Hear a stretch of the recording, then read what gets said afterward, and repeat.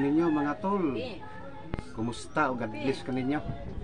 Ani asa tayo ito ipakita tulo nga aton ipamahaw karon. Ini siya tol, mauni siya mga gitawag o wasay-wasay nga budget tol. Wasay-wasay nga budget. Ini siya, kasi na siya mga lalaki nga wasay-wasay. Ni atay tambayang o mga samong tulo. Sari-sari na siya tol, mga litob, wow, mga tikod. Mauni siya karon tol atong ipamahaw karon. Kini siya tol mauni madali-dali lagi diri sa isla labi na yung araw nga usog hangin, uwan. O dali lagi sa pinubre na siya tol. Pinubre na siya nga sudan pero lami na kaini siya.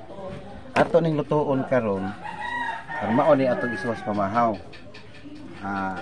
Like and share lang tol sa akong Facebook.